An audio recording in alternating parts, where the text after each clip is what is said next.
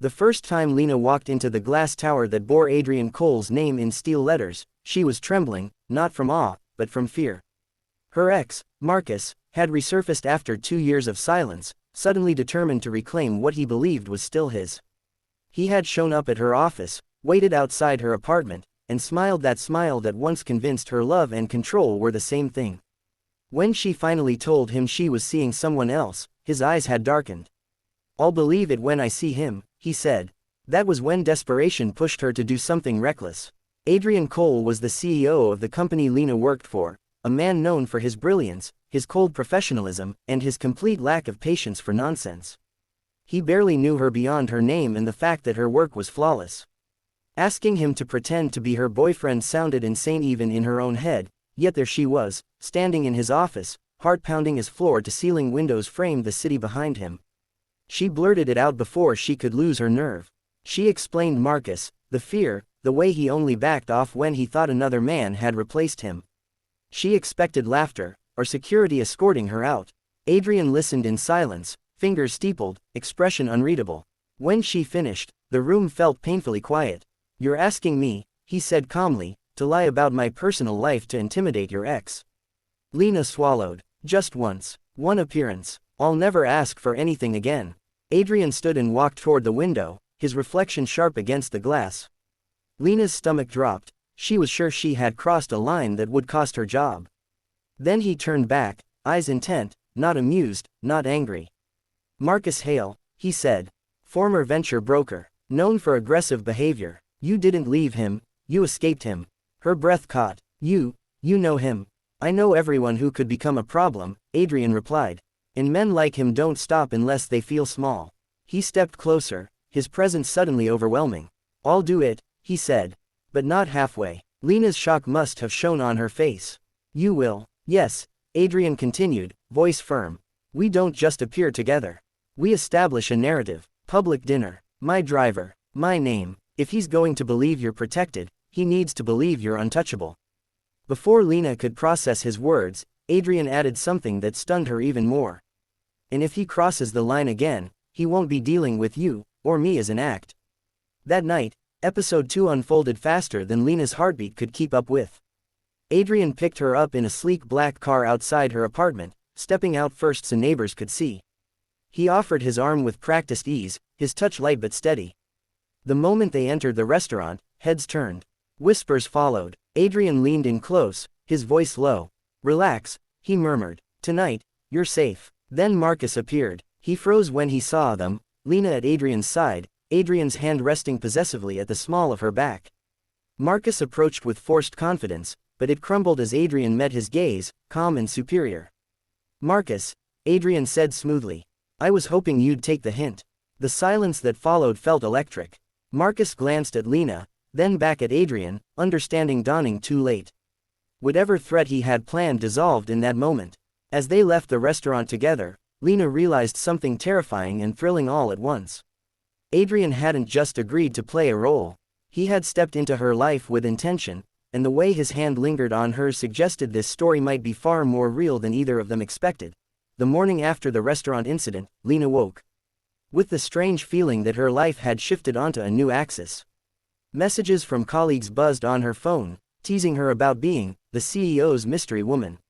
Photos of her and Adrian leaving the restaurant had already made their way onto social media, framed by speculation and envy.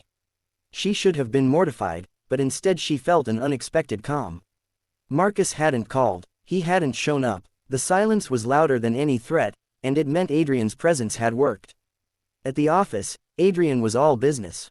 He passed her desk without a glance, spoke to her in meetings with the same professional detachment as always. If anyone was watching closely, they would never guess he had held her hand the night before. That distance unsettled her more than the public attention.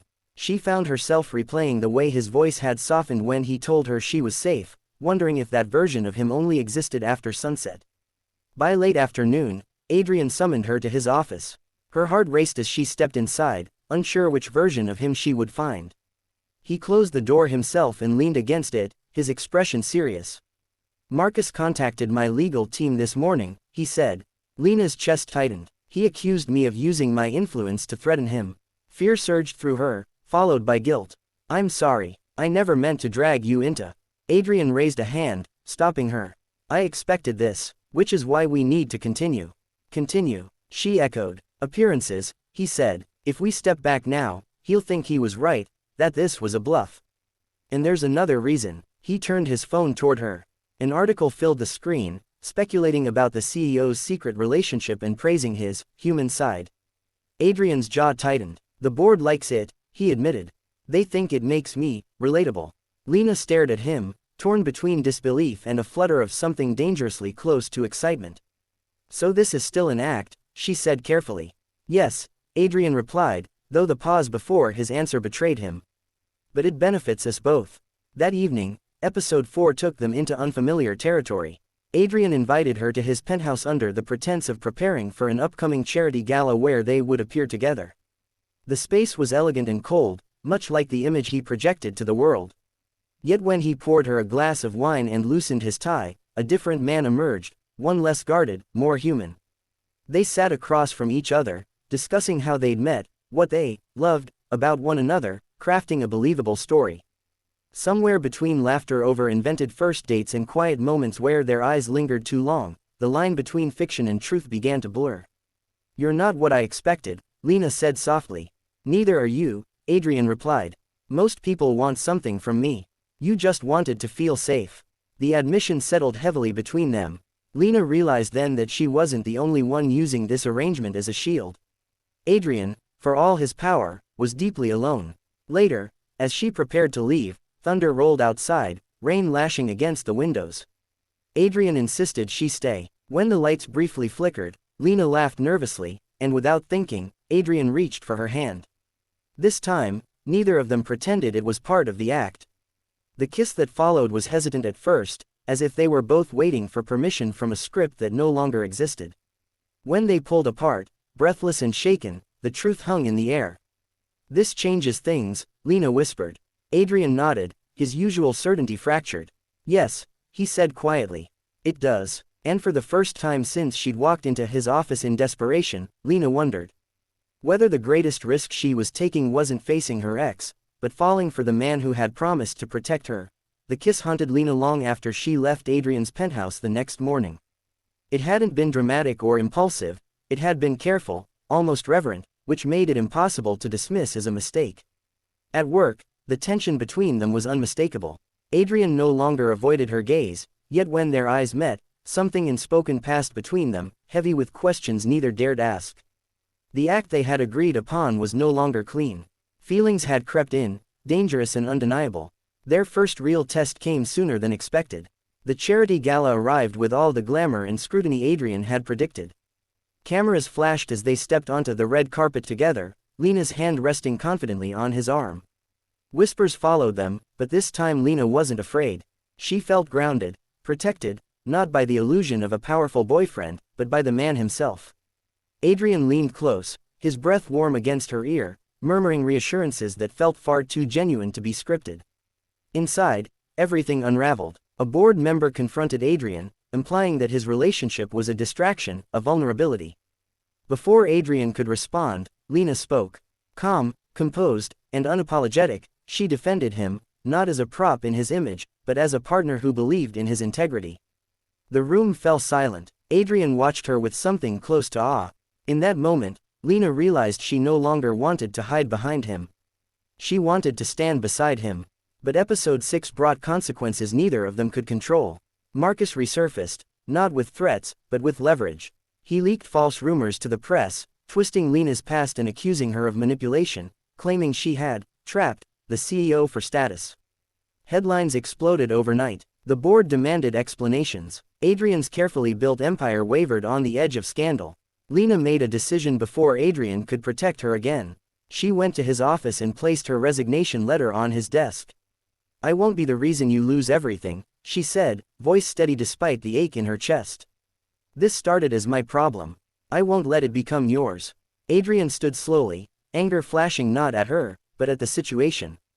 You don't get to decide that alone, he said. And you don't walk away thinking you're disposable.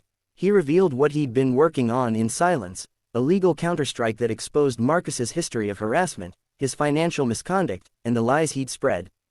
The truth broke like a storm. Marcus's credibility collapsed publicly, permanently.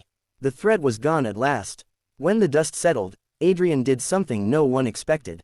He held a press conference, not as damage control, but as a declaration. He admitted the relationship had started under unusual circumstances, but he didn't deny his feelings. What became real, he said, wasn't planned. But it is honest. Later, in the quiet after the chaos, Lina and Adrian stood together on the balcony of his penthouse. The city lights shimmered below them, no longer intimidating. So, Lina said softly, "No more pretending." Adrian took her hands, his expression sure in a way that finally felt earned. "No," he replied. "From now on, we choose this, together." And Lina understood then that what had begun as an escape had turned into something far braver, a love that survived scrutiny, risk, and the courage to be seen.